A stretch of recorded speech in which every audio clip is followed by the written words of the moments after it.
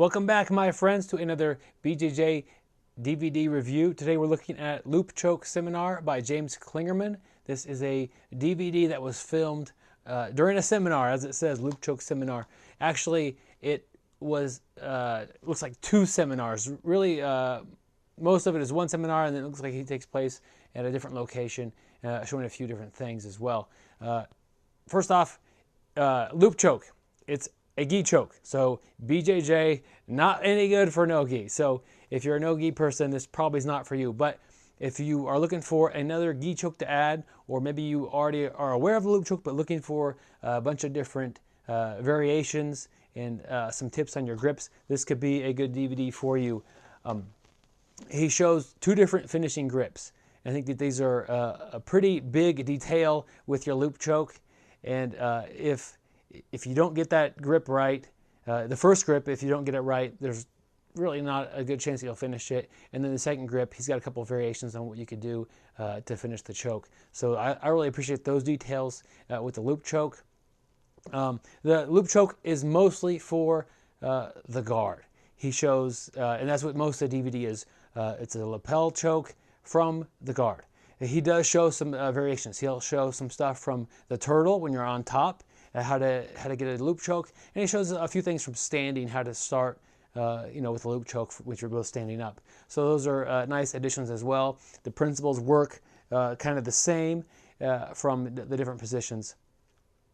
He does have good tips for dealing with an aggressive passer. So obviously you're playing guard. You get your first hand in. For me, I'm right-handed. It's always going to be my right hand in the collar, not too deep. And then it really helps defend the pass if the person is not addressing that first hand, and really how you can help set up your chokes and really make them respect that hand, and really slows down and messes up their passing game. Now, he also has some stuff what to do when the person actually starts to escape the choke, and some good follow-ups, which is always good to see in a DVD which is about like one choke. Well, obviously this one choke isn't going to work for every situation. Some people are going to have different ways out of it. He addresses quite a few of those.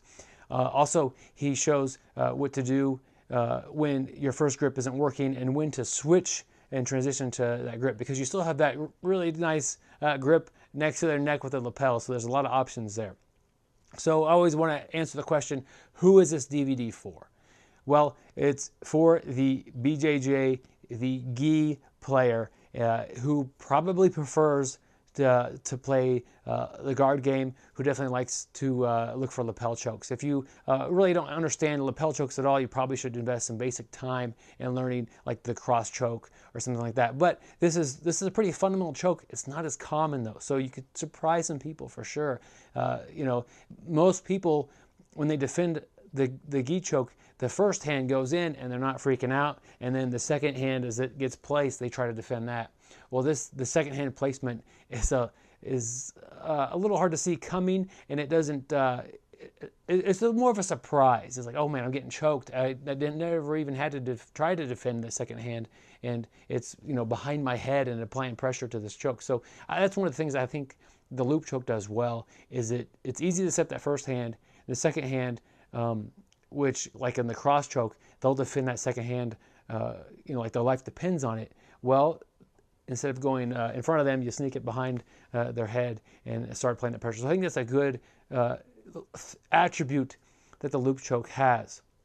If you want to explore more in your gi chokes, tighten them up, this is definitely one. The Lapel Choke does some things differently than other things. So if you've got like a grade A cross choke and your Lapel Choke is kind of low, you're probably bringing over some of the things you do during your cross choke, and you need to change those a little bit, like loosening up your grip. And he gets into a lot of details how to do that. But some of the things that don't apply every gi choke, and this one definitely breaks a few of those basic rules. So if you're looking for gi chokes, you play a lot of guard, or maybe you want to add an attack to your turtle when you're on top, those are great options.